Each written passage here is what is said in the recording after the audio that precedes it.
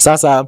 wachambuzi na watu wengi wa masuala ya kimichezo duniani wanaamini ya kwamba ilistahili kupewa nafasi zaidi kwa Ange Postecoglou, licha ya kwamba hakuwa akipata matokeo, lakini alistahili kupewa nafasi zaidi kutokana na namna ambavyo Nottingham Forest ilikuwa ikicheza msimu uliopita. Unafahamu ya kwamba msimu uliopita Nottingham Forest ilikuwa timu ambayo inaongoza zaidi kwa explosive counter attacks, lakini pia ilikuwa inaongoza kwa defense nzuri katika eneo lao la chini. Kwa hiyo timu yao ilikuwa na defend zaidi kuliko kushambulia, na mara chache ambazo ilikuwa inashambulia ilikuwa inaenda kupata magoli, kwa sababu timu nyingi zilikuwa zinajisahau namna ya kuwa defend. Ndio hapo akina Morgan Gibbs White,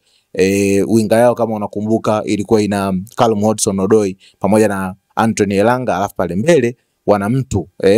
Chris Wood ambaye alikuwa anawasaidia zaidi kwenye finishing ya magoli ambayo alikuwa anatengenezwa. Lakini hilo halikutokea katika kipindi ambacho Ange Postecoglou ameingia katika timu hiyo. Namna yake ya uchezaji kuanzia Tottenham Hotspur inafahamika, ni timu ambayo inafanya build up kutokea nyuma, wanacheza kwa kasi ya taratibu, lakini wanakuwa pia na wachezaji ambao wanahusika kwenye ile link up play moja kwa moja, maana ya direct play ya kiuchezaji, kitu ambacho wamepewa siku 39 ili angalau timu icheze vile ambavyo yeye anahitaji, kitu ambacho watu wengi wanaamini haiwezekani, na alistahili kupewa nafasi zaidi ya kuendelea kuhudumu katika kikosi cha Nottingham Forest, na wasihofie pia kuhusiana na malengo yao ambayo walikuwa wameyaweka mara baada ya timu hiyo kufanikiwa kumretain